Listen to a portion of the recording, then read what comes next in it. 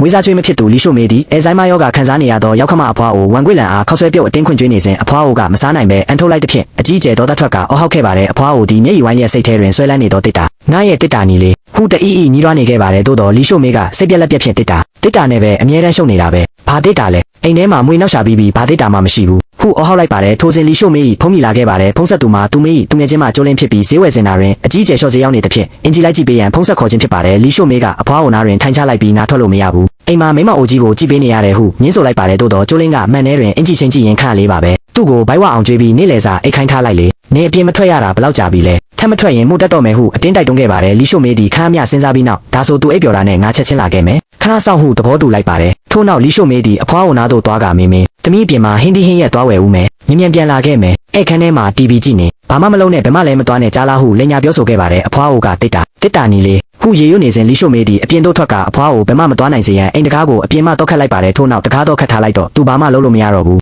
ဒါဆိုစိတ်အေးရပြီဟုရေရွကဝမ်းသာအားရထွက်ခွာသွားခဲ့ပါတယ်ထို့နောက်အိမ်ထဲတွင်တူးတဲကြံရစ်ခဲ့သောအဖွားအိုဝန်ကွေ့လန်သည်စိတ်ထဲဆွဲလန်းနေသောတစ်တာနီကိုရှာရန်ရည်ရွယ်လိုက်ပါတယ်ထို့နောက်ဝယန္တာနီးရှိတိုက်၏ထောင်းတနေရာသို့တင်းတင်းကြပ်ကြပ်လျှောက်သွားခဲ့ပါတယ်အဖွားအိုသည်တစ်သားခုံပူလေးတစ်လုံးကိုဆွဲယူကအပေါ်ဘက်ရှိဘီလိုမြင့်မြင့်ပေါ်တွင်တင်ထားသောဟောင်းနှွမ်းနေသည့်တစ်တာနီလေးကိုလမ်းယူရန်စူးစမ်းခဲ့ပါတယ်ခုံပူပေါ်သို့ခြေနှစ်ဖက်ဖြင့်တက်ရက်ကလက်လန်းလိုက်စင်မခိုင်ခန့်သောခုံပူလေးသည်ရိုင်းနေသွားပြီးအဖွားအိုသည်ကျမ်းပြင်ပေါ်သို့ဆလင်းဖြတ်အရှိန်လုံးစွာလဲကျသွားခဲ့ပါတယ်ပြင်းထန်သောဒဏ်ရာကြောင့်အဖွားအိုသည်ကျမ်းပြင်ပေါ်တွင်လူးလိမ့်ကငိုယိုနေပါတယ်အာပါနာလိုက်တာကဲကြပါဦးလူတွေလာကြပါဦးဟုအော်ဟစ်ခဲ့ပါတယ်အဖွားအိုသည်တားဖြစ်သူ၏အမိကိုတိုင်တီကာကြန့်ကျွင်မိမိကိုကဲပါဦးကြန့်ကျွင်ဟုပါးပြင်ပေါ်မျက်ရည်စီးကြောင်းကြလျက်အကူညီတောင်းနေခဲ့ပါတယ်ထိုချိန်တွင်အောက်ထပ်တိုက်အောင်နာဟင်းသီးဟင်းရွက်ပလတ်စတစ်အိမ်များကိုင်ဆောင်ကပြန်လာသောအိမ်ကြီးချင်းဦးလေးကြီးစုချန်ရှန်သည်အပေါ်ထပ်မှအတန်ကိုကြားလိုက်ရပါတယ်ဘာတန်လဲလူတယောက်ကူညီပါဦးလို့အော်နေတယ်လို့ပဲဟုရေရွတ်ကပေါ်သို့မောကြည့်လိုက်ပါတယ်ဦးလေးကြီးစုချန်ရှန်ကအဲ့ဒီဘက်ကကြန့်ကျွင်တို့အိမ်ဘက်ကပဲဝန်ဖွားကိုတခုခုဖြစ်တာများလားရှုမေကအိမ်မှာစောင့်ကြည့်ပေးနေတာမဟုတ်ဘူးလားမဖြစ်ဘူးအပေါ်တက်ပြီးတွားကြည့်မှဟုဆိုကအနီးရှိအောက်ထပ်လေကားမှအပေါ်သို့အပြေးလွှားတက်သွားခဲ့ပါတယ်စုချန်ရှန်သည်လီကျန့်ကျွန်းတို့အိမ်တကားရှိသို့ရောက်သွားပြီးတန်ဆက်တကားကြားမှချောင်းကြည့်ကတကယ်ပဲကူညီပါဦးလို့အော်နေတာပဲဟုဆိုကတကားကိုခောက်လိုက်ပါတယ်တိုးတော့အထဲမှမိသူမြတကားမဖွင့်တယ်လို့တုံ့ပြန်မှုမရှိပါလူလည်းမရှိပါလားဟုရေရွတ်ကအောက်ထပ်သို့ပြန်ဆင်းလာခဲ့ပါတယ်စုချန်ရှန်သည်တိုက်အောက်မှနေအပေါ်ထပ်သို့မောကြည့်ကဘာမှလည်းမမြင်ရပါလာ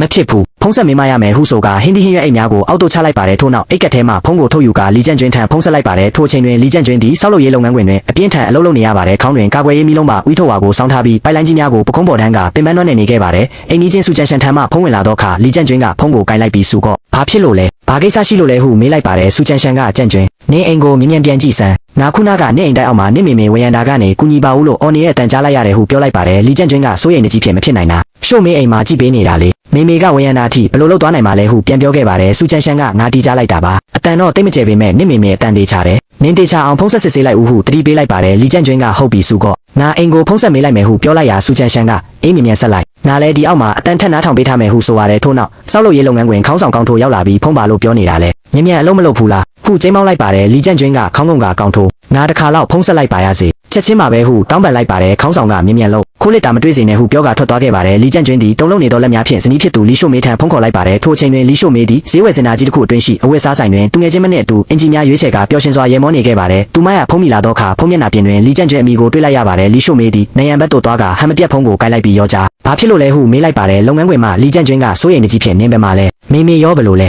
ဲဟုမေးလိုက်ပါတယ်လီရှိုမေကမျက်နှာပြောင်တိုက်ကငါအိမ်မှာရှိတာပေါ့မေကအဲ့ခန်းထဲမှာ TV ကြည့်နေတယ်အကောင့်တိုင်းပဲကိုနင်းကဘာတွေလာကားစိုးရိမ်နေတာလဲဟုလင်ညာပြောဆိုလိုက်ပါတယ်လီကျန့်ကျွန်းကတကယ်လားစုကောကခုနကဖုံးဆက်တယ်ငါတို့အိမ်ဝယန္တာကနေမေကူညီပါဦးလို့အော်နေရဲ့အတန်ကြားရတယ်ဟုပြောလိုက်ရလီရှိုမေမျက်နှာပြတ်သွားခဲ့ပါတယ်တိုးတော့သူမသည်ချက်ချင်းပင်လင်ညာမှုကိုဖုံးကွယ်ရန်အတွက်စကားနာထိုးလိုက်ပါတယ်သူနာကြမှားတာဖြစ်မှာပေါ့ TV တန်ကိုကျဲလုံးလို့အဲ့ဒါကိုကြားတာနေမှာနင်သူ့ကိုသွားမယုံနဲ့ငါရောက်ခမှအရင်ကိုဝယန္တာမှာပစ်ထားပါမလားနင်အလုပ်ပဲကောင်းလုပ်ပါရှောက်မတွေးနဲ့တော့ဟုပြောလိုက်ပါတယ်လီကျန့်ကျွန်းသည်ဇနီးလင်ညာစကားများကိုလုံးဝယုံကြည်သွားကစုကောနာကြမှားတာဖြစ်မှာပါလေရှိုမေကဒီလိုကိစ္စမျိုးကိုနောက်ပြောင်မှာမဟုတ်ပါဘူးဟုတပြင်းကြကမိမိကိုနှစ်သိမ့်လိုက်ပါတယ်လီရှိုမေကလည်းအေးပါရောကြနင်အလုပ်သွားလို့တော့အိမ်မှာငါရှိတယ်မေအဆင်ပြေဟုဆိုကဖုံးချလိုက်ပါတယ်ထို့နောက်လီကျန့်ကျွန်းသည်အိမ်ကြီးချင်းစုချန်ရှန်ထံပြန်လဲဖုံးဆက်ကစုကောဘာမှမဟုတ်ပါဘူးရှိုမေကအိမ်မှာ TV ကြည့်နေတာပါတဲ့မေလည်းသူ့ဘေးမှာရှိပါတယ်နားကြမှားတာပါကိစ္စမရှိတော့ပါဘူးဟုပြောလိုက်ပါတယ်စုချန်ရှန်လည်းအေးဒါဆိုလည်းပြီးတာပါပဲဟုဆိုကဖုံးချလိုက်ပါတော့သည်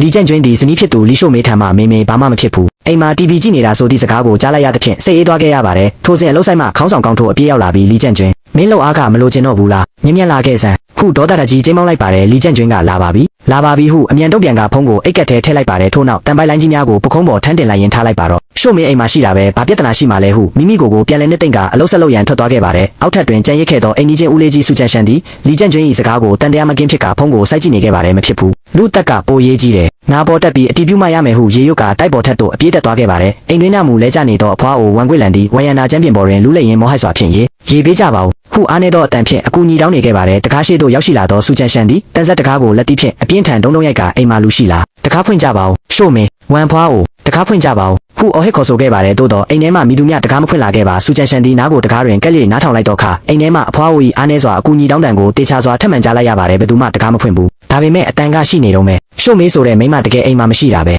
ဟုသိရှိသွားပြီးလုံစွာဒေါသထွက်သွားခဲ့ပါတယ်ဒါလူတယောက်ကိုအသေးတုံးပို့နေတာပဲမဟုတ်ဘူးလားဟုရေရွတ်ကအခြေအနေမှာအလုံးစိုးရင်ဖွယ်ကောင်းကြောင်းသဘောပေါက်သွားခဲ့ပါတယ်ထို့နောက်စူချန်ရှန်သည်လီကျန့်ကျွင်းထံထပ်မံဖုံးဆက်ရန်စ조사တော့လဲလီကျန့်ကျွင်းမှာအလုတ်ဆိုင်တွင်ဖုံးကိုအဝတ်ပီယိုထဲထည့်ထားခဲ့တဲ့ဖြင့်ဖုံးမကန်ခဲ့ပါဘူးထိုအချိန်တွင်စူချန်ရှန်သည်လီကျန့်ကျွင်းကအရေးကြီးတဲ့အချိန်မှာအဆက်အသွယ်မရဘူးဘာတွေလုပ်နေတာလဲဟုစိတ်တို့ကလီရှုမေးထံတိုက်ရိုက်ဖုံးခေါ်လိုက်ပါတယ်သို့သောဈေးဝယ်စင်တာအဝတ်စားလဲခန်းရှိတွင်သူငယ်ချင်းမကျိုးလေးနှင့်အတူအင်ဂျီဖြူလေးကိုကိုပေါ်ချင်းကြီးကပျော်ရွှင်နေသောလီရှုမေးသည်ဖုံးခေါ်ဆိုမှုကိုမကင်ပဲလစ်လူရှုထားခဲ့ပါတယ်လီရှုမေးကသူငယ်ချင်းမအားဒီရောင်လေးကြည်စမ်းလာတယ်မဟုတ်ဘူးလားခုနကလီကျန့်ကျွင်းဖုံးဆက်လာလို့နှစ်ခုံးသုံးခုံးနဲ့လက်ဖြားပြီးချပစ်လိုက်တယ်ဟုကြွားဝါလိုက်ပါတယ်ကျိုးလင်းကလည်းနင်းတော်တာပဲယောကြားတွေကိုပိုင်နိုင်တယ်ဟုမြောက်ပင်ပြောဆိုခဲ့ပါတယ်လီရှုမေးကယောကြားဆိုတာအလိုလိုက်လို့မရဘူးမပါရင်မဖြစ်ဘူးဆိုတာမျိုးသဘောမပေါက်ခိုင်းရဘူးခဲမန်းတီအောင်အပြင်ထွက်ပြီးအင်ဂျီများကြီးစမ်းဝတ်ပြရမယ်ဟုပြောဆိုကခွန်ပေါ်တွင်ညီနေသောဖုံးကိုလစ်လူရှုလျက်အဝတ်စားများဆက်လက်ရွေးချယ်နေခဲ့ပါတယ်လီရှုမေးဖုံးမကင်ပဲလမ်းမအားဟန်ဆောင်နေသဖြင့်စူချန်ရှန်သည်ဒီလိုချိန်မှာသူဘသူနဲ့ဖုံးပြောနေတာလဲဟုဒေါသထွက်ကရက်ွက်လုံကြုံရင်းနှင့်ရုံးခန်းစီသို့အပြေးလွှားသွားရောက်ခဲ့ပါတယ်ရုံးခန်းအတွင်းတွင်ရှက်တောင်ကိုခတ်ရင်းထိုင်နေသောရက်ွက်တောင်ရှိဦးလေးကြီးစူဒါချန်ထံသို့စူချန်ရှန်ရောက်သွားကစူဒါရဲ့ကိစ္စကြီးတက်ပြီး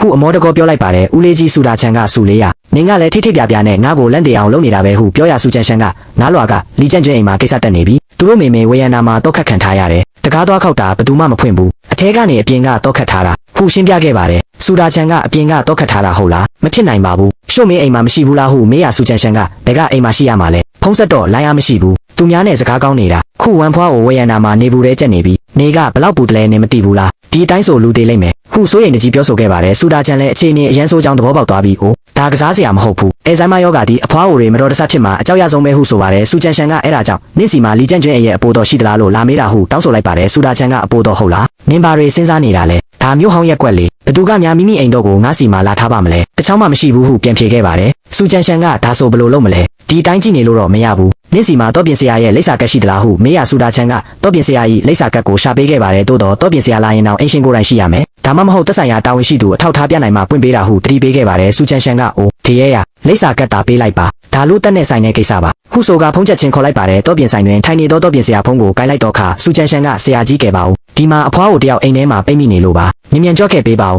ဟုအကူကြီးတောင်းခံခဲ့ပါတယ်တောပြင်ဆရာကလိပ်စာမင်းမြတ်ရာစူချန်ရှန်ကမြို့နောက်ဘက်လမ်းကြားဟောင်းငါးလွာမှာပါအဖွားကိုဝဲရနာမှာလဲကျနေတယ်နေဘူးထဲမှာမနက်ကလေးကလဲနေတာတကားကအပြင်ကတောခတ်ထားလို့ဖွင့်လို့မရဘူးအသက်အန္တရာယ်စိုးရိမ်ရပါတယ်ဆရာကြီးဟုရင်းနှီးစွာပြောပြခဲ့ပါတယ်တောပြင်ဆရာကမြို့နောက်ဘက်လမ်းကြားဟောင်းလားငါဆိုင်နဲ့မဝေးပါဘူးဒါပေမဲ့တောဖွင့်ပေးလို့ရတယ်အင်ရှင်ကိုယ်တိုင်ရှိရမယ်ဒါမှမဟုတ်ရက်ွက်တာဝန်ရှိသူရှိမှရမယ်မဟုတ်ရင်ငါဖွင့်မပေးနိုင်ဘူးဟုစီကံတိုင်းပြောဆိုခဲ့ပါတယ်စူချန်ရှန်ကဆရာကြီးရဲ့လူအသက်အရေးကြီးနေလို့ပါအင်ရှင်ကနေမှာအလုပ်လုပ်နေတယ်မိမကလည်းဖုံးခေါ်လို့မရဘူးဟုတောင်းပန်ခဲ့ပါတယ်တိုးတော်တောပြင်ဆရာကညီလေးမင်းစိုးရိမ်တာငါနားလဲပါတယ်ဒါပေမဲ့ငါတို့အလုပ်ကစွန့်စားရတယ်ငါစီနီယာတယောက်တုန်းကလည်းစေတနာနဲ့တောင်းမီယူပဲတော့ဖွင့်ပေးခဲ့လို့အိမ်ထဲကပစ္စည်းပြောက်တယ်ဆိုပြီးဆွဆွဲခံရကရော်ကြီးပေးခဲ့ရတယ်လို့အလုပ်ပြုတ်သွားခဲ့ဘူးလေဟုညှင်းဆန်ခဲ့ပါတယ်စူချန်ရှန်ကငါကိုယ်တိုင်အာမခံပါတယ်ငါတိတ်ခါနဲ့အာမခံတယ်ပြဿနာဖြစ်ရင်ငါတာဝန်ယူမယ်ဟုအော်ဟစ်ခဲ့တော်လဲတောပြင်ဆရာကညီလေးရဲ့ဥပဒေရှိမှတိတ်ခါဆိုတာဘာမှတန်ဖိုးမရှိဘူးအိမ်ရှင်ရဲ့ခွင့်ပြုချက်မရရင်ဘသူပြောငါမဖွင့်ပေးနိုင်ဘူးတောင်းပန်ပါတယ်ဟုဆိုကဖုံးချသွားခဲ့ပါတယ်စူချန်ရှန်သည်လက်ထဲမှဖုံးကိုကင်ထားရင်းအိမ်ထဲတွင်ဒုက္ခရောက်နေသောအဖွားအိုကိုမိတို့ကူညီရမှမသိပဲရင်လေးစွာဖြင့်အကူညီမဲ့စွာဖြစ်နေခဲ့ပါတော့သည်တောပြင်ဆရာကတောင်းမယူနိုင်တဲ့ဖြင့်ဖုံးချသွားသောအခါအိမ်ကြီးချင်းဦးလေးကြီးစူချန်ရှန်သည်ဒေါသကြီးကျယ်ထွက်ကသူ့မှာလည်းခက်ခဲတဲ့အကြောင်းတွေရှိမှာပါဟုဝင်ပြောပေးသောရက်ွက်တာဝန်ရှိဦးလေးကြီးစူဒါချန်အားခက်ခဲတာပါဆိုင်လဲဝန်ဖွားအိုရဲ့အသက်ကအသက်မဟုတ်တော့ဘူးလားဒါပဲချိန်ရောက်နေပြီလေဟုအော်ဟောက်လိုက်ပါတယ်ထို့နောက်စူချန်ရှန်ကဖုံးကိုကြည့်ရင်မဖြစ်ဘူးငါလီကျန့်ကျွင်းထံအတင်းဖုံးဆက်ရမယ်သူတနေကုန်ဖုံးမကြည့်ပဲနေမလားဟုဆိုကဖုံးကိုအချိန်ချင်းထပ်မံခေါ်ဆိုခဲ့ပါတယ်သို့တော့လီကျန့်ကျွင်းထံမှဖုံးပြန်မကင်တဲ့ဖြင့်စူချန်ရှန်သည်စိုးရိမ်လုံးနဲ့မျက်ရည်ကျခဲ့ရပါတယ်ထိုချိန်တွင်ဆောက်လုပ်ရေးလုပ်ငန်းခွင်ကအလုံနာချိန်ရောက်ရှိသွားတဲ့ဖြင့်လီကျန့်ကျွင်းသည်တန်ပိုင်လိုင်းများဘေးတွင်ထိုင်ကနားနေခဲ့ပါတယ်လှုပ်ဖော်ကင်ဖက်တူကရေဘူးလာပေးရင်ခဏနားပါဦးဒီနေ့အလုပ်တော်လှုပ်ထားရတာခန္ဓာကိုယ်ထိခိုက်မယ်ဟုတတိပေးရလီကျန့်ကျွင်းကရေကိုငငယ်ပြက်ပြက်တောက်လိုက်ပြီးအဆင်ပြေပါတယ်တောက်ခံနိုင်ပါတယ်ဟုပြန်ဖြေခဲ့ပါတယ်ထို့နောက်ရက်ွက်ရုံးခန်းတွင်စူချန်ရှန်သည်ဖုံးမကင်တဲ့ဖြင့်ပြီးအကုန်ပြီးဟုစိတ်ပြက်လက်ပြက်ရေရွတ်နေစဉ်စူဒါချန်ကတက်ဆိုင်ရာဌာနတွေကိုတိုင်ကြားရင်မကောင်းဘူးလားဟုမေးခဲ့ပါတယ်စူချန်ရှန်ကမထူးဘူးတက်ဆိုင်ရာဌာနတွေလာရင်လည်းအင်ရှင်ကိုရှာမှာပဲမရရင်မိသက်ဌာနကိုစောင့်ရမယ်မိသက်ကတကားရက်ဖြတ်ရင်လည်းအချိန်ကုန်မယ်စ ဆိုတာရဲ့နင်းသက်တည်ဖြစ်လိုက်ပေးပါဟုတောင်းဆိုခဲ့ပါတယ်တခြားတစ်ဖက်တွင်ပူပြင်းလာသောဝယန္နာကျမ်းပြင်ပေါ်တွင်လဲကျနေသောအဖွားအိုဝမ်ကွေလန်သည်အပူဒဏ်ကြောင့်ပါဆက်မှပူတယ်အယမ်းပူတယ်ရေညက်တယ်လဲချောင်းရဲမှာမိထွက်မတက်ပဲဟုမောဟိုက်စွာရေယူနေရှာခဲ့ပါတယ်ထိုစဉ်အောက်ထပ်မှဟင်းသီးဟင်းရွက်အိတ်ကိုင်ဆောင်ကလေကားတိုင်းတက်လာသောဒုတိယအိမ်ကြီးချင်းအတော်ကြီးတဦးသည်နားလွှာသို့ရောက်သောအခါအိမ်ထဲမှကူညီပါဦးဟုမတဲကွဲသောအတန်ကိုကြားလိုက်ရပါတယ်တန်ဆက်တကားနာသို့ကဲ့လေနားထောင်ကြည့်ပြီးနောက်နားကြမှားတာဖြစ်မှာပါဟုဆိုကထွက်သွားရန်ပြုစဉ်အိမ်ထဲမှခဲကြပါဦးဆိုသည့်အတန်ကိုထပ်မံကြားလိုက်ရပါတယ်အတော်ကြီးသည်လန့်ဖြတ်သွားကဒါမဟုတ်သေးဘူးဒါဝမ်ဖွားအိုရဲ့အတန်ပဲဟုသဘောပေါက်သွားပြီးတကားတွင်နားကပ်ကအိုမဟုတ်တော့ဘူးတကယ်မဟုတ်တော့ဘူးဟုရေရွရင်းလူတွေလာကြပါဦးကိစ္စတက်နေပြီဟုအော်ဟစ်ကလေကားတိုင်းအောက်ထပ်သို့အပြေးလွှားဆင်းသွားခဲ့ပါတယ်အတော်ကြီးသည်တိုက်အောက်သို့ရောက်သောအခါပေါ်သို့ထပ်မံတက်ရန်ပြင်နေသောစူချန်ရှန်နှင့်တိုက်ဆိုင်တွေ့ဆုံခဲ့ပါတယ်အတော်ကြီးကစူချန်ရှန်၏လက်ကိုဆွဲကဆူလေမြန်သွားကြည့်ပါဦးလီကျန့်ကျွင်းတို့အိမ်မှာကိစ္စတက်နေပြီအထဲမှာလူတစ်ယောက်အသက်ရှူယုံမဲ့ရှူနိုင်တော့သလိုအတန်ထွက်နေတယ်ဟုထိတ်လန့်တကြားပြောဆိုလိုက်ပါတယ်စူချန်ရှန်ကငါသိတယ်နာအခုတကားသွားဖြတ်မလို့ဝမ်ဖွားကိုဝဲရန်နာမှာလဲကျနေတာဟုပြန်ပြောရအတော်ကြီးကပါဝဲရန်နာမှာလဲကျနေတာဟုတ်လားဒီလိုနေဘူးကြီးထဲမှာလူသေးလိမ့်မယ်ရှုမေးဆိုတဲ့ကောင်မလေးရောဘယ်ရောက်နေလဲဟုမေးလိုက်ပါတယ်စူချန်ရှန်ကသူ့ကိုမပြောနဲ့တော့ဖုန်းခေါ်လို့လိုင်းမအားဘူးအဆက်အသွယ်လုံးဝမရဘူးဟုဒေါသတကြီးပြောလိုက်ရအတော်ကြီးကအလိုဒီလိုချွေးမမျိုးဘလို့လုပ်ဖြစ်ရတာလဲစိတ်တက်အရမ်းကြီးတာပဲဟုကျင်းမောင်းလိုက်ပါတယ်ထိုစဉ်လေကားထွက်တွင်ရက်ွက်ဦးလေးကြီးစူတာချန်ကထွက်လာပြီးခါဆောင်ကြပါဦးဘာမှမဆန်းနဲ့ဦးအဲ့ဒါတန်တကားလ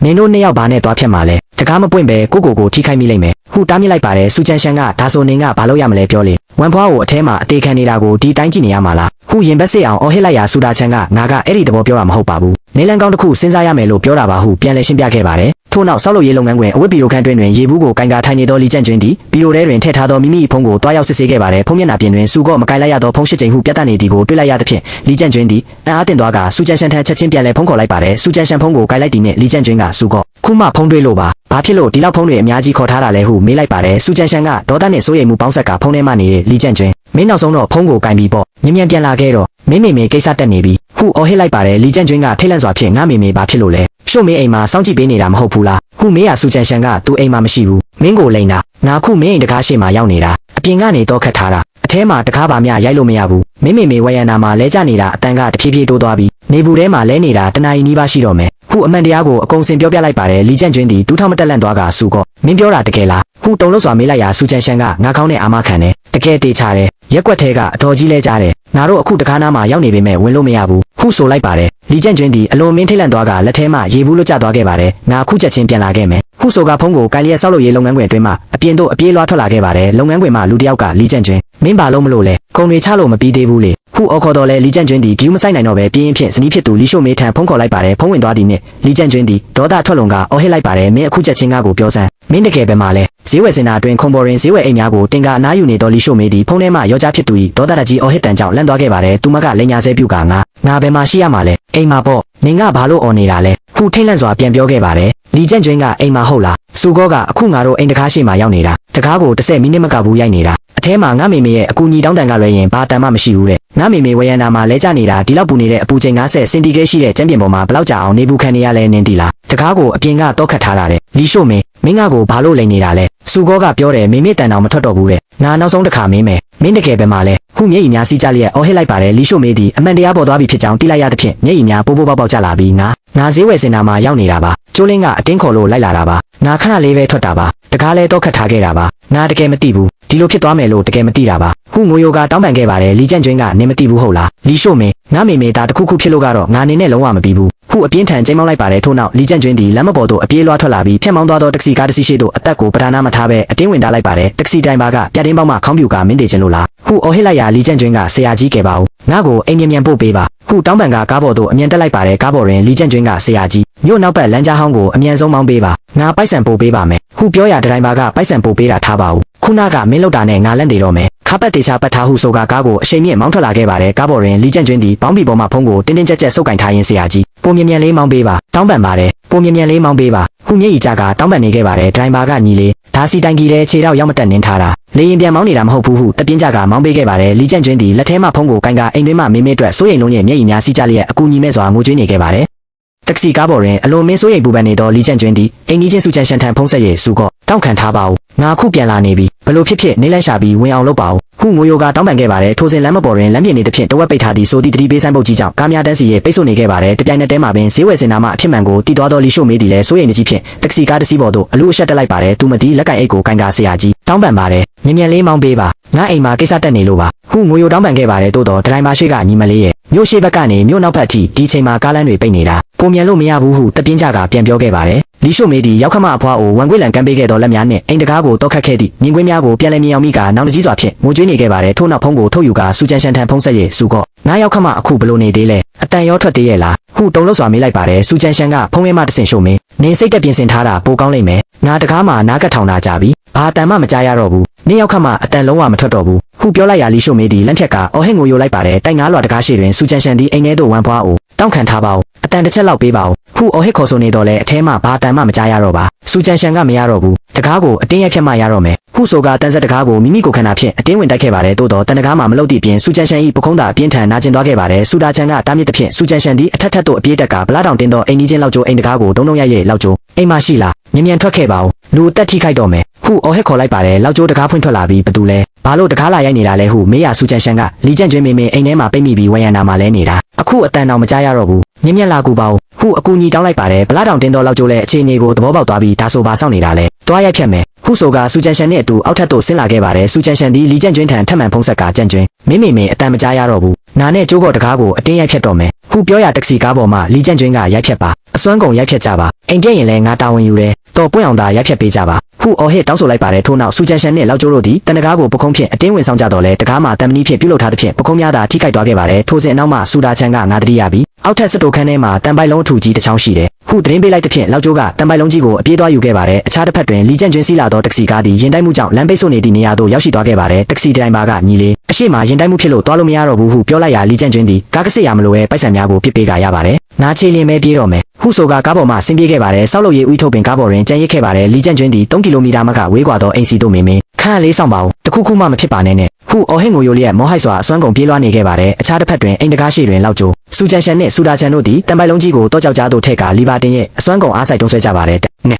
ထုံးကြဟဲ့လောက်ကျိုး၏အော်ဟစ်အားဆိုင်မှုနှင့်အတူတန်တကား၏တောကြောက်မှာကျိုးထွက်သွားပြီးအိမ်တကားပွင့်ထွက်သွားခဲ့ပါရမှတကားပွင့်သွားသည်နှင့်စူချန်ရှန်သည်အိမ်ထဲသို့အပြေးလွှားဝင်သွားခဲ့ပါတယ်ဝရန်နာချမ်းပြင်ပေါ်တွင်လဲကျနေသောအဖွားအိုဝန်ကွေလန်ထံသို့အပြေးသွားကဝန်ဖွားအိုဟုခေါ်ဆိုလိုက်ပါတယ်အဖွားအို၏ဘာဆက်နှင့်မျက်နှာပေါ်တွင်အပူတန်ကြောင့်အဖို့အပိတ်များညိုမေးတန်ရာများထွက်နေပြီးမျက်လုံးများမေးစင်းလျက်တတိလက်တလောက်ဖြစ်နေခဲ့ပါတယ်စူချန်ရှန်ကအဖွားအို၏နှာခေါင်းဝါတွင်လက်ကကြည့်လိုက်ရာအသက်ရှူတန်တဲ့လေးကြံသေးသည်ကိုတွေ့လိုက်ရသဖြင့်တော်သေးတာပေါ့အသက်ရှူသေးတယ်ဟုအော်ဟစ်လိုက်ပါတယ်စူချန်ရှန်နှင့်လောက်ကျိုးတို့သည်အဖွားအိုအားပွေ့ချီကအဲကန်တွင်ရှိအေးမြသောချမ်းပြင်ပေါ်သို့ရှေ့ပြောင်းပေးခဲ့ပါတယ်စူချန်ရှန်ကလောက်ကျိုးမြန်တရားနှစ်ဆက်လူနာတင်ကားဖုံးခေါ်ဆန်ဟုခိုင်းလိုက်ရာလောက်ကျိုးကတရားနှစ်ဆက်တို့ချက်ချင်းဖုံးဆက်လိုက်ပါတယ်စူချန်ရှန်သည်အဖွားအို၏နဖူးကိုစမ်းကြည့်ရာအလွန်ပူပြင်းနေသဖြင့်နဖူးကခဲနေတာပဲစူတာရဲ့ရေတပတ်ဆိုလေးတွားယူပေးပါဟုဆိုရာစူတာချန်ကရေတပတ်ဆိုကိုအပြေးသွားယူပေးခဲ့ပါတယ်စူချန်ရှန်သည်အဖွားအို၏နဖူးပေါ်တွင်ရေတပတ်ဆိုတင်ပေးကအပူရှင်လျှော့ချပေးခဲ့ပါတယ်ဖုံးပြောပြီးသွားသောလောက်ကျိုးကဆေးရုံကပြောတယ်အနီးနားကကားတွေအကုန်လုံးအပြင်ထွက်နေလို့လူနာတင်ကားလာဖို့အနည်းဆုံး15မိနစ်ကြာမယ်တဲ့ဟုသတင်းဆိုးကိုပြောပြလိုက်ပါတယ်စူချန်ရှန်သည်အမောဖောက်ကတတိလက်လိုနီးပါးဖြစ်နေသောအဖွားအိုအားစိုးရိမ်တကြီးကြည့်ရှုရင်းဆက်5မိနစ်ဆိုဒီမှာအလွန်ကြာမြင့်ကြောင်းသိရှိကတားဖြစ်သူလီကျန့်ကျွင်းအမြန်ရောက်လာပါစေဟုသာဆုတောင်းနေခဲ့ရပါတယ်စူချန်ရှန်သည်အမောဖောက်ကတတိလက်လိုနီးပါးဖြစ်နေသောအဖွားအိုအားစိုးရိမ်တကြီးကြည့်ရှုရင်းဆက်5မိနစ်ဆိုဒီမှာအလွန်ကြာမြင့်ကြောင်းသိရှိကတားဖြစ်သူလီကျန့်ကျွင်းအမြန်ရောက်လာပါစေဟုသာဆုတောင်းနေခဲ့ရပါတယ်ထို့နောက်တားဖြစ်သူလီကျန့်ကျွင်းသည်အိမ်တွင်းသို့အမောတကောပြေးဝင်လာခဲ့ပါတယ်ကျမ်းပြင်ပေါ်တွင်အပူရှိန်ကြောင့်တတိလက်မတက်လဲကျနေသောမေဝန်ခွေလန်ကိုတွေ့လိုက်ရသောအခါလီကျန့်ကျွင်းသည်တူးထောက်လဲကျသွားရင်းမေတားပြန်လာပြီးမေဟုအော်ဟစ်ငိုယိုလိုက်ပါတယ်စူချန်ရှန်ကကြန့်ကျွင်းစိတ်အေးထားပါလူနာတင်ကားခေါ်ထားတယ်အခုလာနေပြီဟုနှစ်သိမ့်ပေးခဲ့ပါတယ်အဖွားအိုသည်တားဖြစ်သူ၏အတန်ကိုကြားလိုက်ရသဖြင့်မျက်လုံးများကိုအာယူဖွင့်ကကြန့်ကျွင်းဟုတအီခေါ်ဆိုလိုက်ပါတယ်လီကျန့်ကျွင်းကမေနားသို့တိုးသွားကဘားပြင်ပေါ်မျက်ရည်များစီးကြလျက်မေလက်ကိုတင်းတင်းကြပ်ကြပ်ဆုပ်ကင်လိုက်ပါတယ်အဖွားအိုသည်အသက်ရှူရခက်ခဲနေသည့်ကြားမှာတစ်တာမေရဲ့တစ်တာလေးဟုတိုးညင်းစွာနောက်ဆုံးတန်းတွေရေရွှရှာပါတယ်လီကျန့်ကျွင်းကမျက်ရည်များကြားမှာမေရဲ့တစ်တာကိုမရှာတော့ပါနဲ့တော့ဘာမှမလိုချင်တော့ပါဘူးတားမေကိုဆေးရုံအမြန်ပို့ပေးမယ်ကြက်ကြက်ခံထားပါဦးနော်ဟုမိုယိုကတောင်းပန်ခဲ့ပါတယ်ထိုစဉ်ဆေးရုံမှာဆရာဝန်နဲ့တူနာပြုများရောက်ရှိလာခဲ့ပါတယ်တူနာပြုကအဖွားအို၏အခြေအနေကိုစစ်ဆေးပြီးပြင်းထန်တဲ့အပူဒဏ်တင်ရောဂါဖြစ်နေပြီးအကျော်ဆေးပိုက်တိုက်ပြီးရုပ်ပိုင်းဆိုင်ရာအပူလျှော့ချရမယ်ဟုအရေးပေါ်ညွှန်ကြားလိုက်ပါတယ်ဆရာဝန်နဲ့တူနာပြုများသည်အဖွားအိုအားစထရက်ချပေါ်သို့အသားအရာမချီတင်လိုက်ကြပါတယ်လီကျန့်ကျွင်းကဘေးမှကူညီရန်စ조사စဉ်တူနာပြုကလူနာရှင်ခဏဖယ်ပေးပါလမ်းမပိတ်ပါနဲ့ဟုတားမြစ်ကအဖွားအိုအားလူနာတင်ကားပေါ်သို့အမြန်တင်ဆောင်သွားခဲ့ပါတယ်လူနာတင်ကားပေါ်တွင်တူနာပြုသည်အဖွားအိုအားအောက်ဆီဂျင်တက်ဆင်ပေးခြင်းဆေးထိုးပေးခြင်းများပြုလုပ်ခဲ့ပါတယ်သို့သောနှလုံးခုန်လုံးတိုက်ဆက်တွင်နှလုံးခုန်လုံး130အထိ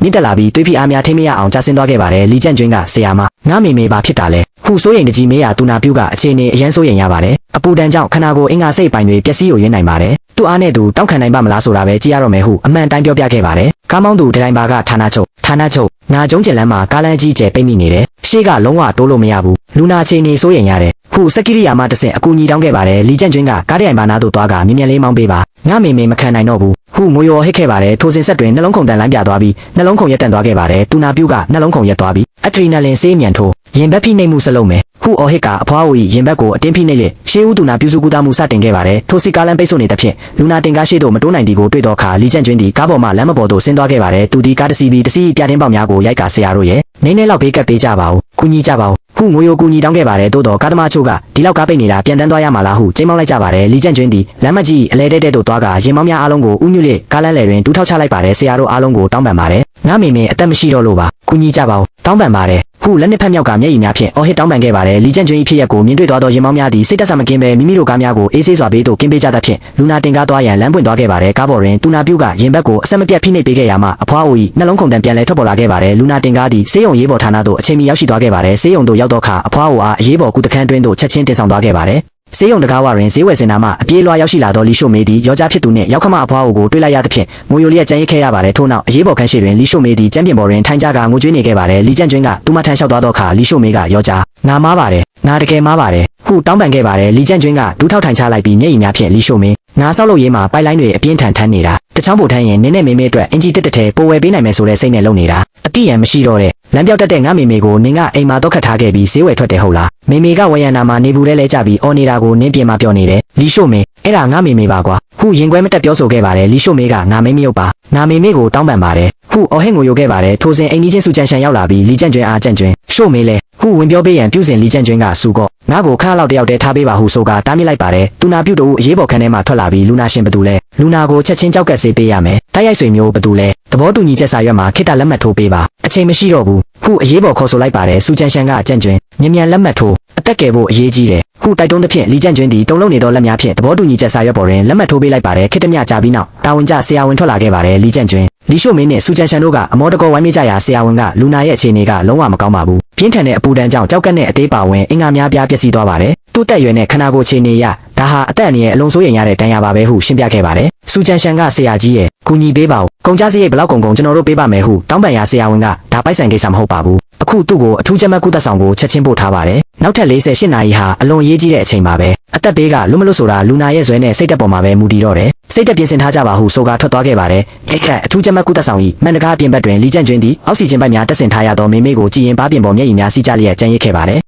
အထူးချက်မှတ်ကုသဆောင်အပြင်ဘက်မှန်တကားမှနေမေမေဝန်ခွေလံကိုကြည့်နေသောလီကျန့်ကျွင်းသည်မျက်ရည်ဆက်များပိုးပေါက်ကြလျက်မေမေတေချာပေါက်အဆင်ပြေရမယ်နော်ဟုတိုးညင်းစွာဆူတောင်းနေခဲ့ပါတယ်ထို့နောက်လီကျန့်ကျွင်းသည်ထိုနေ့နံနက်ကအိမ်မမထွက်မီမေမေဝန်ခွေလံကမေမေရဲ့တစ်တာနီလေးရှာပေးပါဦးဟုတောင်းဆိုခဲ့စဉ်ကမိမိကကားဆောင်နေပြီးပြန်လာမှရှာမယ်ရှို့မေးစကားကိုနားထောင်ပြီးဘာမှရှောင်မလုံးနဲ့ဟုစိတ်မရှိစွာပြောဆိုကအပြင်သို့ထွက်သွားခဲ့သည့်မြင်ကွင်းကိုပြန်လည်မြင်အောင်မိခဲ့ပါတယ်လီကျန့်ကျွင်းသည်ဆေးရုံချမ်းပြင်တွင်နံရံကိုမိထိုင်ကခေါင်းကိုစုပ်ကင်လျက်ငါသာအဲ့ဒီနေ့နံနက်ကနည်းနည်းလေးပို့ပြီးစိတ်ရှိပေးခဲ့ရင်တမိနစ်လောက်ရက်ပြီးမေမေအတွက်တစ်တာနီလေးကိုရှာပေးခဲ့ရင်ဒီလိုကိစ္စမျိုးဘာမှဖြစ်လာမှာမဟုတ်ဘူးငါဆောက်လို့ရေးမှာအလုံးလုံးနေတာမိသားစုကောင်းစားဖို့လို့ထင်ခဲ့တာဒါပေမဲ့မေမေရဲ့အခြေခံကြဆုံးလိုအပ်ချက်ကိုတော့ငါလစ်လျူရှုခဲ့မိတယ်ဟုငိုယိုကနောင်တကြီးစွာရင်ဖွင့်နေခဲ့ပါတယ်ထိုစဉ်အိမ်ကြီးချင်းစုချန်ရှန်သည်ပေါက်စီအိတ်ကိုကိုင်းဆောင်ကရောက်ရှိလာပြီးလီကျန့်ကျွင်း၏ဘေးတွင်ထိုင်ကကျန့်ကျွင်းတခုခုစားလိုက်ပါဦးနင်းတနေကုန်ရေတောင်မတောက်ရသေးဘူးဟုစိုးရိမ်စွာကြွေးမွေးခဲ့ပါတယ်လီကျန့်ကျွင်းကစူကောဒီနေ့နင့်ကိုအများကြီးကျေးဇူးတင်ပါတယ်ဒီကျေးဇူးကိုငါတစ်သက်လုံးမှတ်ထားပါမယ်ဟုမျက်ရည်ဝိုင်းလျက်ပြောလိုက်ရာစူချန်ရှန်ကပကုံးကိုပုတ်လျက်နှစ်သိမ့်ပေးခဲ့ပါတယ်ထိုစဉ်ဒေတာတကားပွင့်လာပြီးတကူလုံးကာကွယ်ရေးဝတ်စုံဝတ်ဆင်ထားသောတူနာပြုတို့ဦးထွက်လာခဲ့ပါတယ်လီကျန့်ကျွင်းနှင့်စူချန်ရှန်တို့ကအပြေးလွှာသွားရောက်မင်းမြတ်ရာတူနာပြုကလူနာရှင်များစိတ်အေးအေးထားပါလူနာရဲ့အခြေအနေကအခုတော့ငြိမ်သွားပါပြီဒါပေမဲ့စိတ်အေးချမ်းမှုမရှိသေးပါဘူးဘာဆက်ကနေပစ္စည်းတစ်ခုခုကိုရှာဖို့ခေါ်ဆိုနေတယ်အထဲဝင်ပြီးခါခါတီးတီးဖြစ်နေတဲ့သူ့စိတ်ကိုငြိမ်အောင်သွားရောက်နှစ်သိမ့်ပေးပါဟုညွှန်ကြားလိုက်ပါတယ်လီကျန့်ကျွင်းသည်ကာကွယ်ရေးဝတ်စုံကိုဝတ်ဆင်ကကုတင်ပေါ်တွင်အောက်ဆီဂျင်ပိုက်တထားရသောမေမေထံသွားရောက်ခဲ့ပါတယ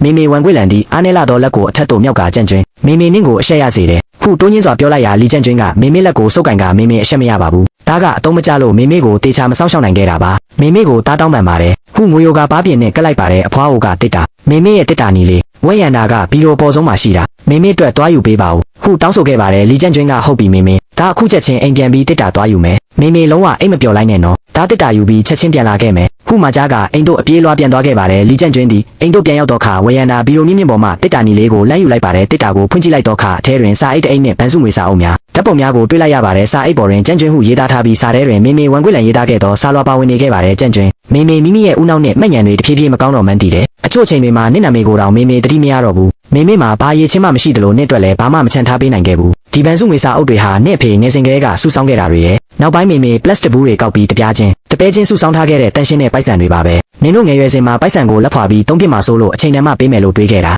နောက်ပိုင်းမေမေယောဂပိုဆိုးလာတော့ဒီပိုက်ဆံတွေကိုဘယ်မှာထားခဲ့မိမှန်းမေ့သွားမှာစိုးလို့ဘယ်သူမှမမိနိုင်တဲ့မြင့်တဲ့နေရာမှာတင်ထားခဲ့တာပါမေမေနင့်ကိုချမ်းသာကြွယ်ဝဖို့မတောင်းဆိုပါဘူးနင်းနဲ့ရှို့မေးတို့ရံမဖြစ်ပဲတင်းတင်းရောက်ပတ်စွာပျော်ရွှင်စွာပေါင်းတင်နေထိုင်ကြဖို့ပဲမျှော်လင့်ပါတယ် မေမေတကယ်စိတ်နောက်ပြီးယူသွတ်သွားခဲ့ရင်လေမေမေကိုစိတ်မပြတ်ကြပါနဲ့နော်ခုရေးသားထားပါတယ်စာလွှာပေါ်သို့လီကျန့်ကျွင်း၏မျက်ရည်ဆက်များစီးကျသွားခဲ့ရပါတယ်စုငွေစာအုပ်ထဲတွင်1993ခုနှစ်ကလေးကစလေ9ရွမ်10ရွမ်50ရွမ်မှစကားလီကျန့်ကျွင်းတက္ကသိုလ်တက်သည့်နှစ်တွင်1200ရွမ်အထိမိခင်ဖြစ်သူကရရလို့အဖြစ်တပြားမကျန်စုဆောင်ပေးခဲ့သည့်မှတ်တမ်းများကိုတွေ့လိုက်ရပါတယ်လီကျန့်ကျွင်းသည်မေမေ၏မေတ္တာတရားများကိုစာထဲတွင်တွေ့မြင်လိုက်ရသောအခါကျမ်းပြင်ပေါ်တွင်ဒူးထောက်ကမေမေတားတောင်းပန်ပါတယ်တားမေမေကိုအမှတ်မထားခဲ့မိပါဘူးမေမေကတားတစ်ယောက်လုံးအတွက်တစ်သက်လုံးအလုပ်လုပ်ပေးခဲ့တာပါလားခုရှုံရှုံရော်ဟစ်လျက်ကျမ်းပြင်ကိုဥကောင်းဖြင့်တိုက်ကအပြင်းထန်ငိုကြွေးခဲ့ပါတယ်လီကျန့်ကျွင်းသည်မေမေဝန်ခွေလန်၏ဘဝတစ်ခုလုံးမိမိအပေါ်ထားရှိခဲ့သောမေတ္တာများကိုပြန်လည်မြင်အောင်မိခဲ့ပါတယ်ငယ်စဉ်ကမိမိဖျားနာနေချိန်တွင်လျှက်စစ်မိသည့်အောက်နာမိခင်ကလက်ကိုဆုပ်ကင်ကဖျားသခင်မပါပေးပါစေမနေ့ပြန်ဆိုကောင်းသွားမှာပါဟုဆုတောင်းပေးခဲ့ပုံကျောင်းတွင်ဒူးစစ်ပြဲတံရရလာစဉ်မိခင်ကပွာလေးဖြင့်တံရကိုကျင်းနာစွာစီးနှောင်ပေးခဲ့ပုံမိခင်ကဆက်ချုပ်ဆက်ဖြင့်ညစ်တဲ့အထိအထည်များချုပ်လုပ်ပေးကမိမိအားစာချက်ခိုင်းခဲ့ပုံတက္ကသိုလ်ဝင်စာမေးပွဲဖြေဆိုပြီးချိန်တွင်အပြင်သို့ထွက်လာသောမိမိအားမိခင်ကဘဲစိမ်း၏အေးအေးလေးတိုက်ကြွေးခဲ့ပုံမိမိမင်္ဂလာဆောင်သည့်နေ့တွင်မိခင်ကဝမ်းသာအားရဖြင့်မင်္ဂလာခမ်းနားကိုပြင်ဆင်ပေးခဲ့ပုံမိခင်၏ဘဝတစ်ခုလုံးသည်မိမိအတွက်သာစီစစ်စုဆောင်ပေးဆက်ခဲ့ခြင်းဖြစ်ကြောင်းလီကျန့်ကျွင်းသဘောပေါက်သွားခဲ့ပါတယ်ထို့နောက်လီကျန့်ကျွင်းသည်တစ်တာနီကိုပွေ့ဖက်ကဆေးရုံတိုက်ဟပ်အထူးကျမတ်ကုသဆောင်သို့အပြေးလွှားပြန်လာခဲ့ပါတယ်ကုတင်ပေါ်တွင်မေမေဝန်ခွေလန်၏လက်ကိုတင်းတင်းကြပ်ကြပ်ဆုပ်ကင်လိုက်ပြီးမေမေဒါတစ်တာနီကိုတွေ့ပါပြီဗီဒီယိုပေါ်ဆုံးမှာမေမေတင်ထားခဲ့တဲ့တစ်တာနီလေးပ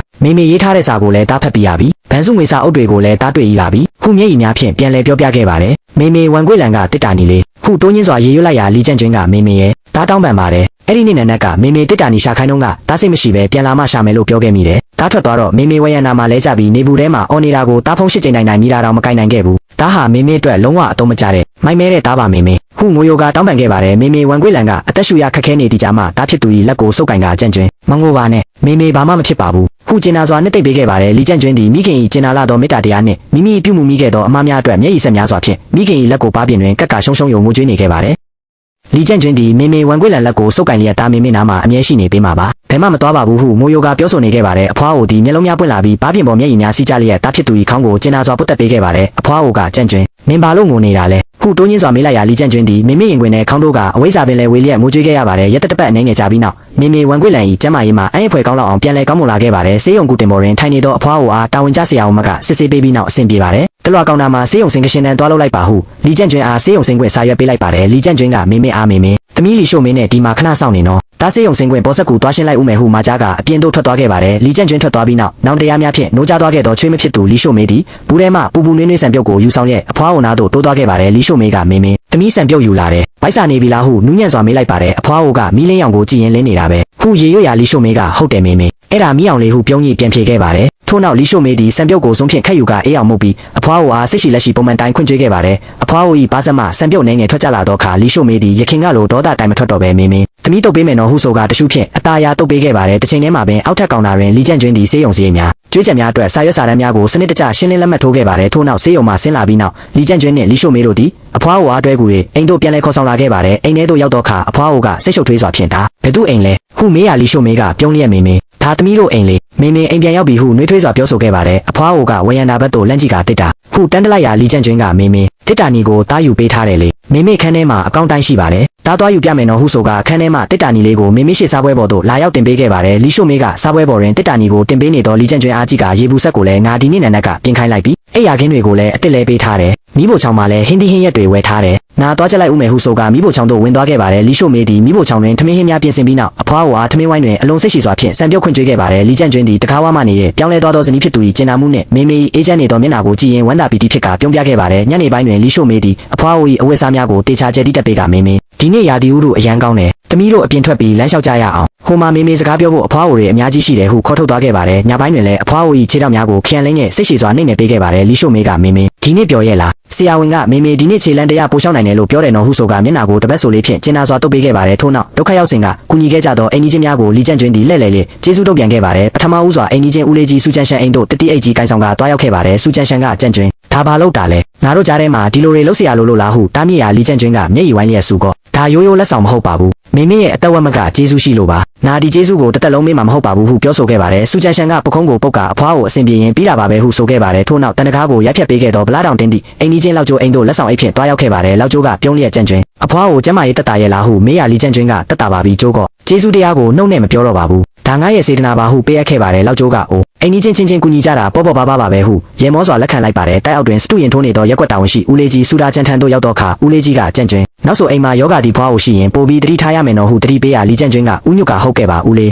းငါတေချာမှတ်ထားပါမယ်ဟုရိုသေးစွာပြန်လည်ဖြေကြားခဲ့ပါတယ်ညပိုင်းတွင်လီကျန့်ကျွင်းသည်စားပွဲပေါ်တွင်ဗန်စုငွေစာအုပ်နှင့်ဆေးရုံစရိတ်စာရွက်များကိုကြည့်ကာဆေးရုံစရိတ်တွေကိုဘယ်လိုလုပ်ရမလဲမေမေစုဆောင်းထားတဲ့စုငွေစာအုပ်ထဲကပိုက်ဆံတွေကိုတော့လုံးဝမသုံးနိုင်ဘူးဒီပိုက်ဆံတွေကိုငါးဘာသာငါရှာပြီးဆက်ရမယ်ဟုတနိဋ္ဌံချလိုက်ပါတယ်ထို့ကြောင့်လီကျန့်ကျွင်းသည်စောက်လုပ်ရေးခေါင်းဆောင်ထံတွားရောက်ကခေါင်းဆောင်လုံအားကပိုရတဲ့အနည်းများတဲ့အလုပ်မျိုးရှိသေးသလားဘလောက်ပင်ပန်းပါစေငါလုပ်ပါမယ်ဟုတောင်းဆိုခဲ့ပါတယ်ခေါင်းဆောင်ကအရှိဘက်ကတိုင်ဟောင်းဖြတ်တဲ့အလုပ်တစ်ခုတော့ရှိတယ်အမြင့်မှာလုပ်ရတာတရက်လုပ်ရင်3ရက်စာရတယ်ဒါပေမဲ့ပြီးခဲ့တဲ့လကမှလူတစ်ယောက်ပြုတ်ကျထားတာမင်းသွားရဲသလားဟုမေးရလီကျန့်ကျွင်းကငါသွားပါမယ်ဟုတတိရှိစွာလက်ခံလိုက်ပါတယ်အိမ်တွင်မူလီရှို့မေးသည်ဘီရိုကိုဖွင့်ကာရခင်ကဝယ်ယူခဲ့သောတန်မိုးကြီးအင်ဂျီများနှင့်ဈေးဝယ်စင်တာမှအင်ဂျီများကိုထုတ်ယူလိုက်ပါတယ်သူမသည်အင်ဂျီများကိုစိုက်ကြည့်ရင်ဒီလိုတန်မိုးကြီးအင်ဂျီတွေဟာငါအတွက်မတန်တော့ပါဘူးဒါတွေကိုရောင်းထုတ်ပြီးဆေးရုံစရိတ်အဖြစ်လဲလှယ်လိုက်တာကမှငါကျူးလွန်ခဲ့တဲ့အမားတွေကိုပြေးလဲစေမှာပါဟုမျက်ရည်ကျလျက်ရေးရွတ်ခဲ့ပါတယ်လီရှို့မေးသည်အင်ဂျီများနှင့်တန်မိုးကြီးလက်ကင်အိတ်များကိုအိတ်ကြီးတအိတ်ထဲထည့်ကာအထည်ဟောင်းနှင့်လက်ကင်အိတ်ပြန်လဲဝယ်ယူသည့်ဆိုင်သို့တွားရောက်ခဲ့ပါတယ်ဆိုင်ရှင်မကအချို့ဟာတွေကခစ်ကုန်နေပြီထိုးရောင်းပေးရမလားဟုမေးရလီရှို့မေးကမလိုပါဘူးအခုချက်ချင်းရတဲ့ဈေးနဲ့လက်ငင်းပိုက်ဆံပဲပေးပါဟုဆိုကာရောင်းထုတ်လိုက်ပါတယ်ရရှိလာသောပိုက်ဆံစာအိတ်ကိုကိုင်ဆောင်ကာလီရှို့မေးသည်အိမ်တို့ပြန်လာခဲ့ပါတယ်အရင်ကဒါတွေမရှိရင်မနေနိုင်ဘူးထင်ခဲ့တာအခုတော့ဒါတွေရောင်းလိုက်ရလို့ရင်ထဲမှာစိတ်အေးသွားရတယ်ဟုဆိုကာစာအိတ်ကိုစားပွဲပေါ်တွင်ဆေးရုံပေးများနဲ့အတူတင်ထားခဲ့ပါတယ်မလောက်သေးရင်ငါနေလန်းထက်ရှာပါမယ်ဟုရေရွတ်ကာမိဖို့ချောင်းတို့ဝင်းရဲ့ထမင်းဟင်းဆက်လက်ချက်ပြုတ်နေခဲ့ပါတယ်အလုံးမပြန်လာသောလီကျန့်ကျွင်းသည်စားပွဲပေါ်ရှိစာအိတ်ကိုတွေ့ရှိသွားပြီးဖွင့်ကြည့်လိုက်တော့ခါအထဲတွင်စတိုးဆိုင်မှရရှိလာသောပိုက်ဆံများကိုတွေ့လိုက်ရပါတယ်လီရှို့မေးမိဖို့ချောင်းတွင်ထမင်းဟင်းချက်ပြုတ်နေသည်ကိုကြည့်ရင်ဒါသူအဲ့ဒီနေ့ကဝယ်ခဲ့တဲ့အင်ဂျီအစ်တွေကိုပြန်ရောင်းလိုက်တာပဲဟုသိရှိသွားခဲ့ပါတယ်လီရှို့မေးကမိဖို့ချောင်းမှထွက်လာပြီးထမင်းစားရအောင်ဟင်းတွေအေးကုန်တော့မယ်ဟုနှွေးထွေးစွာပြောလိုက်ရာလီကျန့်ကျွင်းသည်ဇနီးဖြစ်သူ၏နောင်တရစိတ်တက်ပြောင်းလဲသွားမှုနှင့်မိသားစုပေါ်ထားရှိသောမေတ္တာကိုတွေ့မြင်လိုက်ရသဖြင့်ရင်ထဲတွင်ကျဉ်းနှံဝမ်းသာစွာဖြင့်စားကြတာပေါ်ဟုပြုံးရည်ပြန်လည်ဖြေကြားခဲ့ပါတယ်လီရှို့မေးကမိဖို့ချောင်းမှထွက်လာပြီးထမင်းစားရအောင်ဟင်းတွေအေးကုန်တော့မယ်ဟုနှွေးထွေးစွာပြောလိုက်ရာလီကျန့်ကျွင်းသည်ဇနီးဖြစ်သူ၏နောင်တရစိတ်တက်ပြောင်းလဲသွားမှုနှင့်မိသားစုပေါ်ထားရှိသောမေတ္တာကိုတွေ့မြင်လိုက်ရသဖြင့်ရင်ထဲတွင်ကျဉ်းနှံဝမ်းသာစွာဖြင့်စားကြတာပေါ်ဟုပြုံးရည်ပြန်လည်ဖြေကြားခဲ့ပါတယ်ထမင်းဝိုင်းတွင်လင်မယားနှစ်ဦးထိုင်လိုက်ကြပါတယ်လီကျန့်ကျွင်းသည်ရောင်းရငွေပိုက်ဆံများကိုမိခင်ဖြစ်သူ၏ဗန်စုငွေစာအုပ်တစ်တာနီတို့နှင့်အတူစားပွဲပေါ်တွင်ရှင်တွဲတင်ထားလိုက်ပါတယ်လီကျန့်ကျွင်းကဇနီးဖြစ်သူ၏မျက်နှာကိုကြည့်ကာဒီပိုက်ဆံကနေအင်ဂျီရောင်းလို့ရတဲ့ပိုက်ဆံဒီစုငွေစာအုပ်ကမေမေတစ်သက်လုံးစုထားတဲ့ပိုက်ဆံဒါတွေအကုန်လုံးပေါင်းလိုက်မှမိသားစုရဲ့အောက်ခြေအုပ်မြစ်ဆိုတာဖြစ်လာတာဟုလေးနဲ့စွာပြောလိုက်ပါတယ်လီရှို့မေးသည်မျက်ရည်များပိုးပေါက်စီးကျလာရင်အဲ့ဒီနေ့ကငါပြင်ကိုတကယ်မသွားချင်ခဲ့ပါဘူးဒါပေမဲ့မေမေကနက်နက်ကလေးကတစ်တာနီရှာခိုင်းပြီးကြည်ကြနေရဲ့ခွင့်ကြွေးတဲ့ထမင်းကိုလည်းမစားဘူးငါအရန်စိတ်ရှုပ်သွားတာနင်ဖုံးဆက်လာတော့လေနင်ငါ့ကိုစူမာဆိုးလို့အိမ်မှာ TV ကြည့်နေပါတယ်လို့လိန်ညာလိုက်မိတာပြောပြီးမှငါအရန်နောင်တရခဲ့တယ်ဟုရင်ဖွင့်ခဲ့ပါတယ်လီကျန့်ကျွင်းကဒါဆိုပါလို့အမှန်တိုင်းမပြောခဲ့တာလေဟုမေးရလီရှို့မေးကငါနင်ချင်းမမကိုကြောက်လို့ပါငါလိန်ပြီးပြီဆိုတော့အမှန်တိုင်းဝန်ခံလိုက်ရင်ငါမားပါတယ်လို့ဝန်ခံလိုက်ရတယ်လို့ဖြစ်မှာဆိုလို့ပါအိမ်ကြီးချင်းစုကနင့်ထံဖုံးဆက်ပြီးနင်ငါထံဒုတိယအကြိမ်ဖုံးပြန်ဆက်တဲ့အချိန်မှာငါရင်ထဲကကျိုးမြင်လေးပြတ်ထွက်မတက်ဖြစ်သွားခဲ့ရတယ်ငါစဉ်းစားတာကမေမေဘာမှမဖြစ်ရင်အဆင်ပြေသွားမှာပါပဲလို့စဉ်းစားခဲ့တာဟုမိုယိုကရှင်းပြခဲ့ပါတယ်လီကျန့်ကျွင်းကဒါပေမဲ့မေမေတကယ်ဒုက္ခရောက်ခဲ့ရတယ်လေဟုပြောရလီရှို့မေးကဟုတ်ပါတယ်နင်ဒုတိယအကြိမ်ဖုံးဆက်တဲ့အတန်နဲ့ပြစ်ပယ်လိုက်တဲ့အခါငါဈေးဝယ်စင်တာကျမ်းပြင်ပေါ်မှာတယောက်တည်းထိုင်ရင်အရန်ထိတ်လန့်သွားခဲ့ရတယ်နင်စုမထက်ငါကျူးလွန်ခဲ့တဲ့ဒီအမားနဲ့ဝေကျွေးကိုငါတစ်သက်လုံးပြန်မဆက်နိုင်တော့မှာကိုအရန်ကြောက်သွားတာပါဟုစရိုက်ပြောင်းကပွင့်လင်းစွာတောင်းပန်ခဲ့ပါတယ်လီရှို့မေးသည်စားပွဲပေါ်တွင်ခေါင်းမောက်ရဲ့အပြင်းထန်ငိုကြွေးနေခဲ့ပါတယ်လီကျန့်ကျွင်းသည်ဇနီးဖြစ်သူ၏ပခုံးကိုကျင်နာစွာတက်ပေးလိုက်ရင်အိမ်ကြီးချင်းစုကပထမအကြိမ်ဖုံးဆက်တုန်းကငါမင်းကိုတန်တရားမရှိရယုံခဲ့တယ်ဘာလို့လဲဆိုတော့ငါတို့အစိုးဘက်ကိုမတွေးချင်လို့ပါပဲနင်လိန်ခဲ့ရင်မဲ့နင်ခုလိုအမားကိုနားလေသွားတာငါပိုဝေဒနာရတယ်အဲ့ဒီနေ့နဲ့ကမေမေငါ့ကိုတစ်တာနီရှာခိုင်းတော့ကလည်းငါလက်ပင်မကြည့်ပဲထွက်သွားခဲ့တာပါငါလည်းနင့်လိုပဲမေမေဘာမှမဖြစ်ပါဘူးလို့မစင်မကျင်တွေးခဲ့မိတာပါပဲဟုမိမိအမားကိုလည်းပွင့်လင်းစွာဝန်ခံခဲ့ပါတယ်လီကျန့်ကျွင်းကတစ်တာနီလေးကိုစုပ်ကင်ကမေမေစိတ်နှောက်ပြီးအတေလဲရှာနေခဲ့တဲ့တစ်တာနီထဲမှာမိသားစုအရေးပဲပါတယ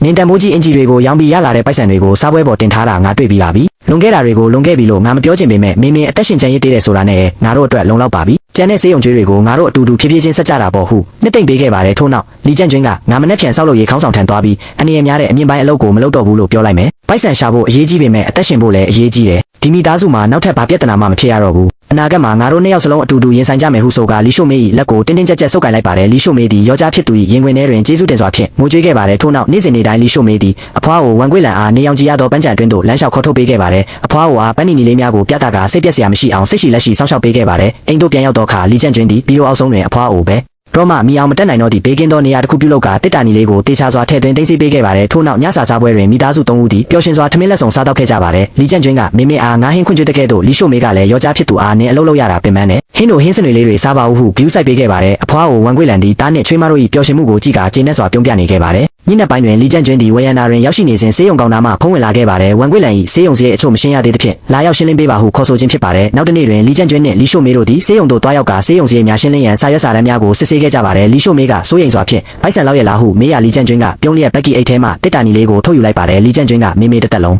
စုဆောင်းထားခဲ့တဲ့ဒီစုငွေစာအုပ်ထဲကပိုက်ဆံတွေဟာတစ်တာထဲမှာဆန့်ပြီးတန်ချေတက်သွားဖို့မဟုတ်ပါဘူးငါတို့ဒုက္ခရောက်ပြီးလမ်းဆက်ပြောင်းနေတဲ့အချိန်မှာငါတို့ကိုမဆက်ကူညီဖို့စုဆောင်းပေးခဲ့တာပါဟုဆိုကဗန်စုငွေစာအုပ်ထဲမှာပိုက်ဆံများကိုထုတ်ယူရေးစေးရုံစည်းအဖြစ်ရှင်းလင်းလိုက်ပါတယ်အိမ်တို့ပြန်ရောက်တော့ခါလီကျန့်ကျွင်းနဲ့လီရှိုမေတို့သည်အဖွားအို၏ကုတင်သားတွင်ထိုင်ကာတစ်တာနီထဲမှအတိတ်ကမွေးနေ့တက်ပုံများမင်္ဂလာဆောင်တက်ပုံများကိုပြသပေးခဲ့ကြပါတယ်လီကျန့်ကျွင်းကမေမေအားစိုက်ကြည့်ရင်မေမေငယ်ငယ်ကတကယ်လာတာပဲမေမေဘဝတစ်ခုလုံးစုဆောင်းထားသမျှကိုဒီတစ်တာနီလေးထဲမှာထည့်ထားခဲ့တာအမြဲတမ်းတစ်တာနီကိုရှာနေခဲ့တာတစ်တာကိုဆွဲလန်းတာမဟုတ်ဘူးငါတို့မိသားစုအစင်မပြေမှာဒုက္ခရောက်ရင်ကုညီမဲ့သူမရှိမှာကိုစိုးရိမ်လို့ဒီမိသားစုလေးကိုမေတ္တာနဲ့ကာကွယ်ပေးခြင်းလို့ရှာနေခဲ့တာပါခုဆိုရလီရှိုမေသည်မျက်ရည်ဝိုင်းလျက်မိခင်၏စီးစိမ်ထက်ကြီးမားသောမေတ္တာတရားကိုသဘောပေါက်သွားခဲ့ပါတယ်အဖွားကိုဝန်ကွေလန်သည်တားနှင့်ချွေးမတို့၏နှွေးထွေးသောဆောင်ရှောက်မှုမိသားစု၏စီးလုံးမှုများကြောင့်ရင်ထဲတွင်အေးချမ်းစွာဖြင့်မျက်လုံးများကိုမေးစင်းကပျော်ရွှင်စွာပြုံးပြနေခဲ့ပါတယ်ထို့နောက်ဇလန်း၏အဆုံးသက်တွင်အဖွားကိုဝန်ကွေလန်ကပရိသတ်များအားလုံးထံသို့သင်ခန်းစာပေးတဝန်လွှာပါလိုက်သည်မိဘဘိုးဘွားလူကြီးသူမများကိုအစဉ်အမြဲကောင်းမွန်စွာစောင့်ရှောက်ကြပါစိတ်ရောကိုယ်ပါချိန်ပေးလေကျင်နာစွာအတူရှိပေးကြပါနောင်တမရခင်အချိန်မလုံးမီချစ်ချင်းမေတ္တာပေးကြပါအဲဆိုင်မှာဥနောက်စရာယောဂခံစားနေရသောလူအိုကြီးများကိုဂရုစိုက်စောင့်ရှောက်ပြီးသူတို့၏တိုးတောင်းလာသောစိတ်တက်ဆအနေဆနေရများကိုမေတ္တာဖြင့်စောင့်ရှောက်ပေးကြပါစို့ခုပြောလိုက်ပါတယ်မိသားစုသုံးဦးသည်နေအောင်ကြီးအောက်တွင်လက်တွဲလျက်ပျော်ရွှင်စွာလမ်းလျှောက်နေကြသည့်ကြည်နူးဖွယ်သင်ခန်းစာရဖွယ်မြင်ကွင်းဖြင့်ဇလန်းပြည့်စုံပြီးဆုံးသွားခဲ့ပါတော့သည်